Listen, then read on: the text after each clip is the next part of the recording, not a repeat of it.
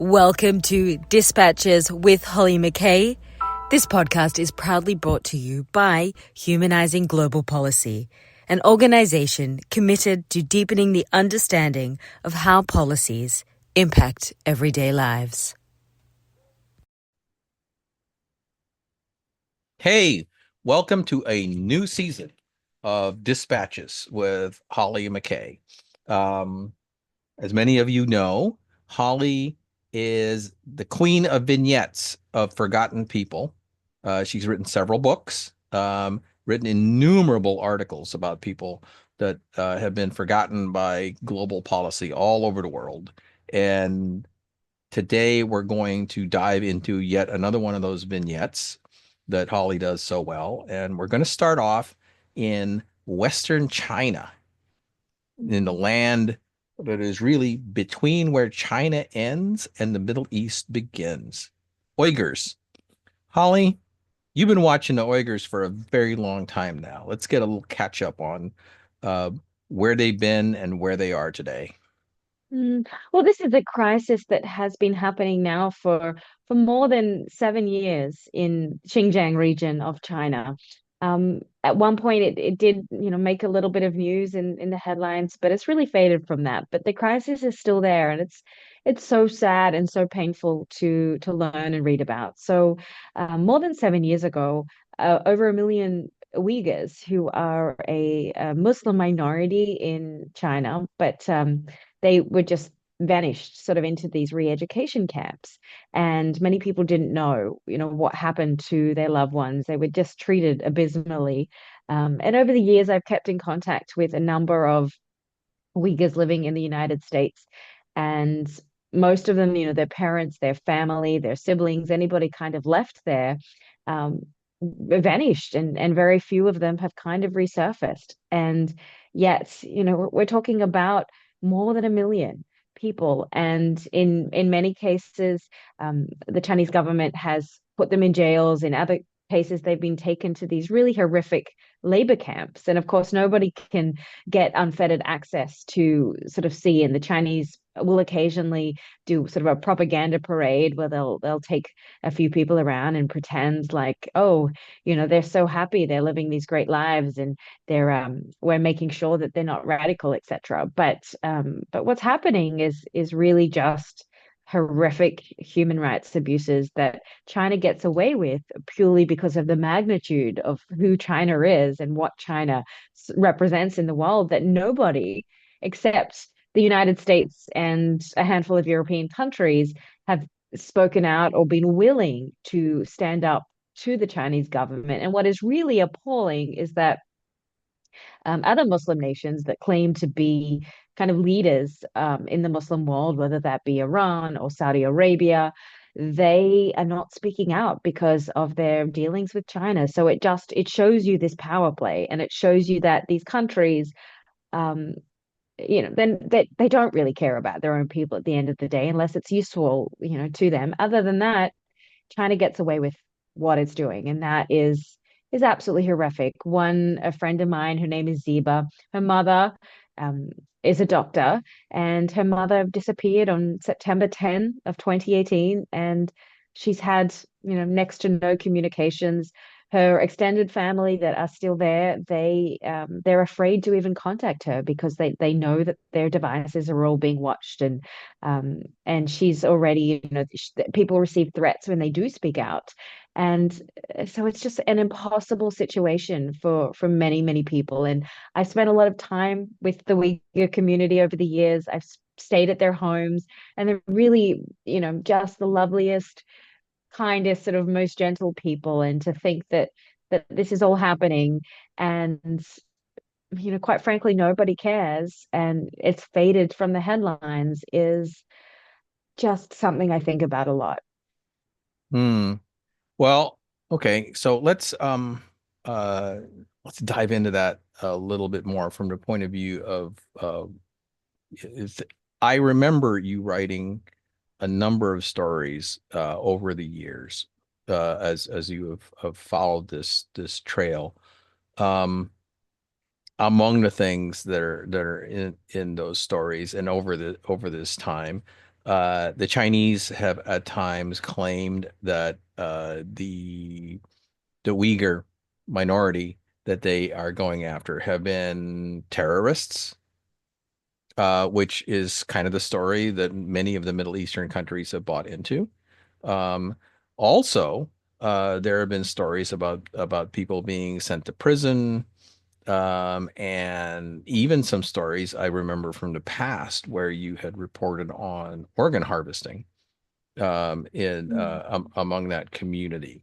And the most interesting thing in this article is essentially the observation that bit by bit these people are being wiped off the face of the earth by what is essentially the inability to make their numbers move forward at a sustainable level, until the population dwindles to the point that they essentially become extinct and Mm.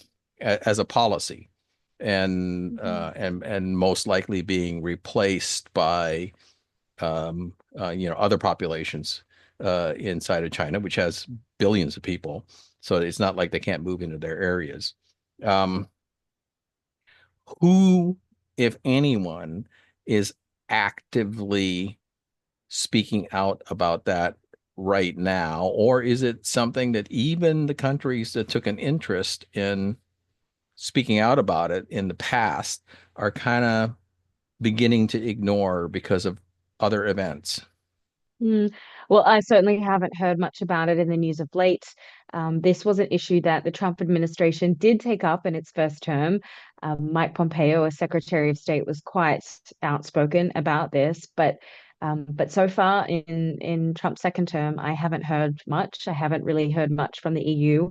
I think there are a lot of other things that have sucked up the attention in the world. So this again is not something that's going to be in the headline news, which is painful because it's still happening. And there really doesn't seem to be, much pressure or any incentive to really do anything. And just to give you a little bit more context as to how much power China really wields in the world and how coercive it can be. So in 2022, the UN Human Rights Council actually voted down a Western-led motion to even debate alleged human rights abuses against the Uyghurs in China's Xinjiang region. So this was a huge victory for China, marking only the second time a motion has been rejected in the council's entire history.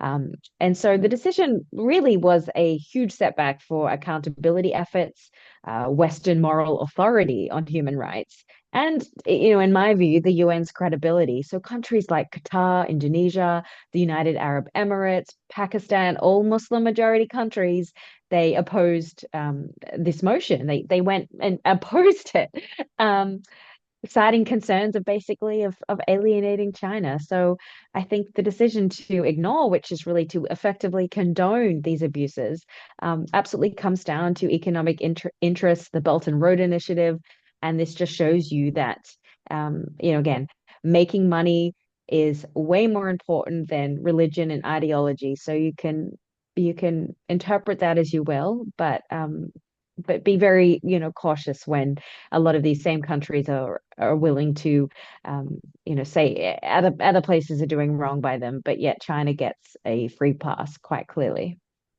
Well, there's a lot of other countries that get free passes too, which let's expand that a little bit. And um, the world seems to be in a free pass mode for several forgotten peoples. And you've covered, I don't know how many different populations around the world over the past 10 or 15 years, um, including people, particularly in Africa, people in other parts of Southwest Asia, um, people in the Middle East.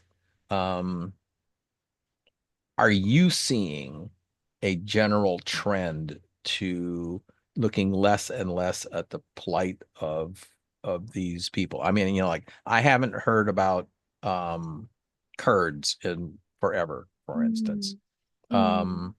Haven't you, clearly the people in Darfur you hardly hear anything about them at all. I mean, if I want to keep up on stuff like that, I look up, I put that up, and guess whose articles come up when you search for them? Yours, right? Because there's Yeah. very few people that actually quite honestly give a darn, right? Yeah. So, are you seeing, from the point of view of being a long time researcher and investigative reporter, a trend towards looking less at these places because the world is obsessed with other hotter areas? Mm. I, yes, indeed. The world is obsessed with other hotter areas, but even in that even in that bracket, I'm just seeing a real dearth of compassion. I'm seeing just this sort of vapid um, gap of empathy that I don't recall having existed to this extent as to what I see now and I think a lot of it is amplified on social media with the rhetoric, why do I care? It's not my problem. Care about our own. Well, a lot of people that are saying care about our own don't actually care about our own. Because if you bring up, inner city poverty, or you bring up, other people living on sort of marginal edges, or issues like maternal health in America, I mean, the same, you kind of get the same answers. So that's what I'm seeing, which is scary overall, is just an inability to have compassion for other people that are suffering, and to think that everything is not my problem and it's all about me. Um, and I haven't witnessed something like this in my career to this sort of extent.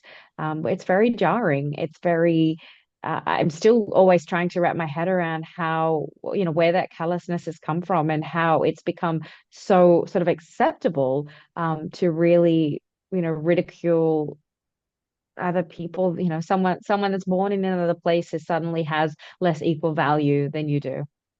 Yeah. Well, so perspective question. Do you think that is an expression of increased license to be prejudicial? Or do you think that it is a phenomenon of culture that is somehow been permeated because of other things going on, like insensitivity due to oversaturation with things like the internet, where people have the anonymity to be mean? Yeah, I think internet and social media has a lot to do with it.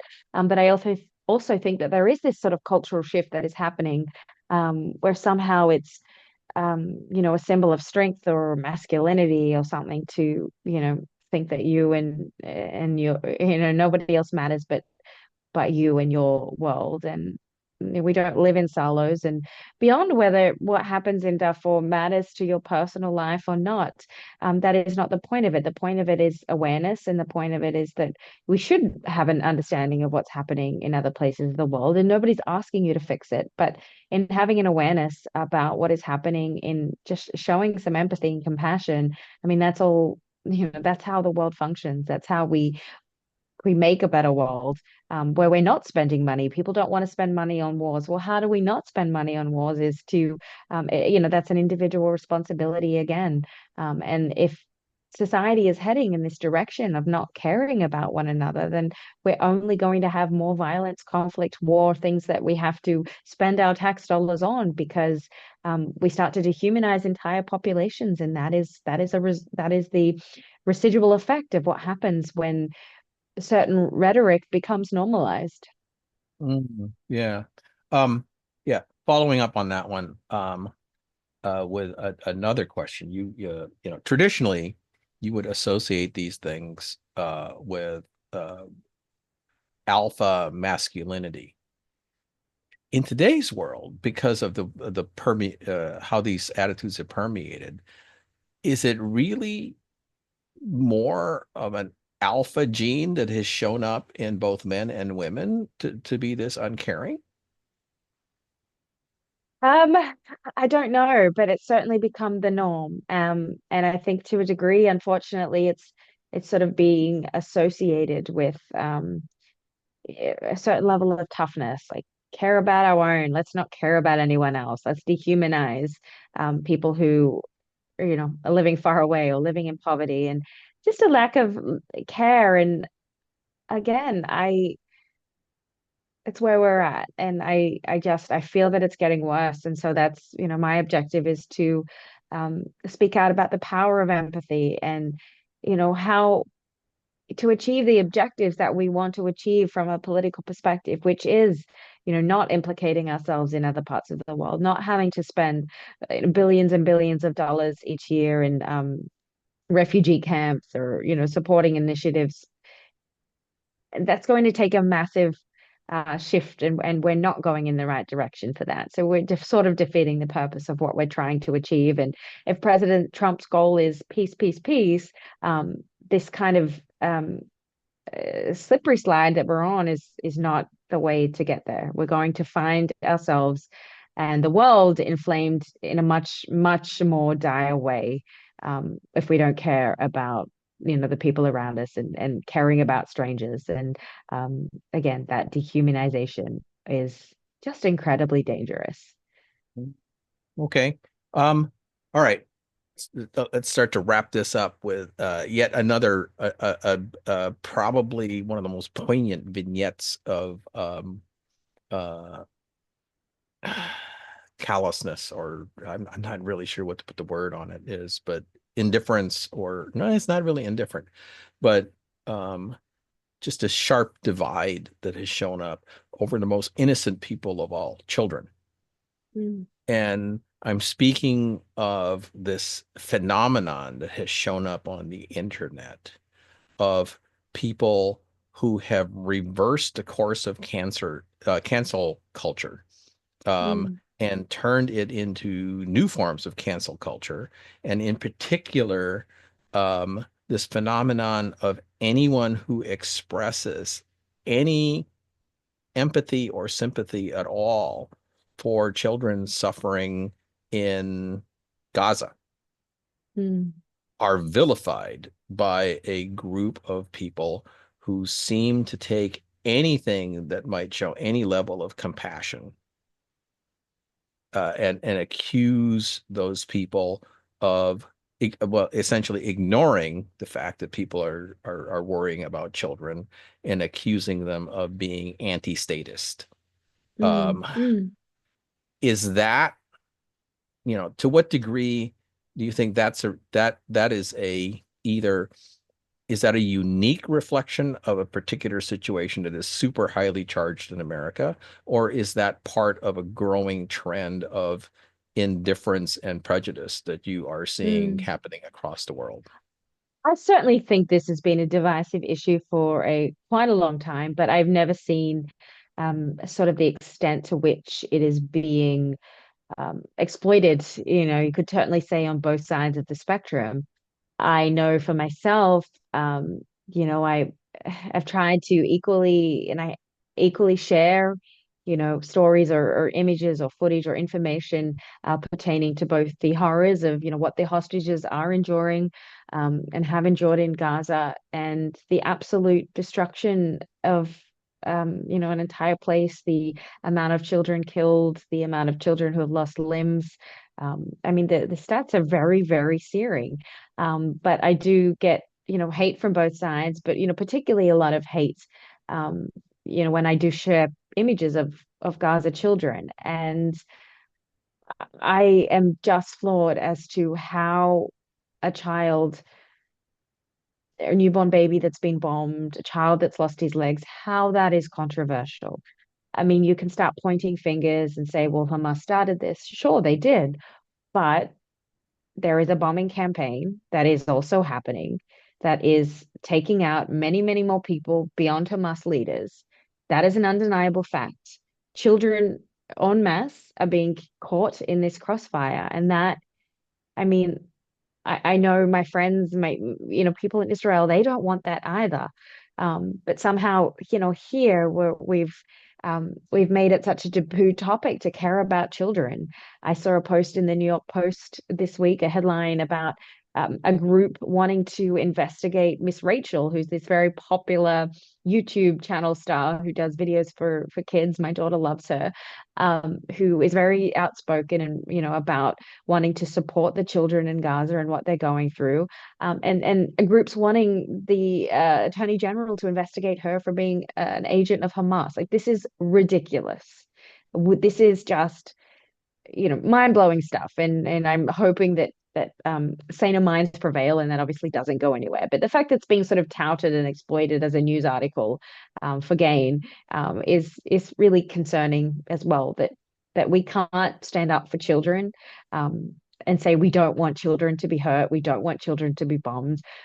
Point your fingers at whoever you believe has the power to stop that, but this isn't controversial. These are children we're talking about, and it blows my mind that I even have to say this. Well, it blows my mind that I even had to ask you this. And because very, very clearly, I mean, like, because you and I have watched barrel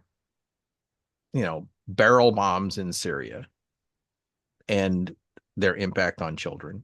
And now you got it, ultimately, I mean, these are the most innocent people of all on the face of the earth. And they are not pawns. They are lost futures for humankind.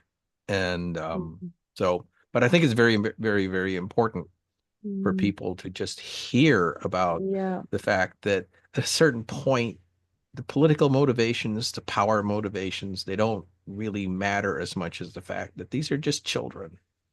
And it's been refreshing to see Gazans protesting against Hamas. I think that that may be the only way out of this dark hole that we're in.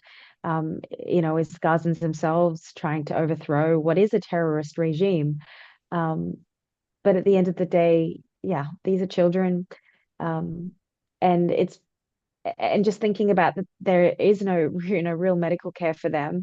There's no medical care that's coming in really for the mothers. And something that can be as simple as a cold or a flu can be absolutely a death sentence. Beyond it, there's so much more to war than just the bombs themselves that fall. There are so many ripple effects to health, to starvation, to sanitation, and to just that imprint of what becomes generational trauma. And the things that happen today are just going to have such a wide-ranging impact for just decades and decades, and extend well beyond our lifetime. And that is painful and to see. And we can talk about war when it is so far away and it doesn't maybe have a direct impact on our lives, but again, these things can come back to hurt us. And we are an interconnected society, and there are some things that should be a universal language of agreement that sadly just are not. Or it used to be there and is sadly there no more.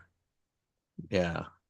Which is an even more damning statement than way to put it. Hollie, it's always good to have a chat with you. This is it's been kind of a recap and a reopening of looking at the world through your particular view.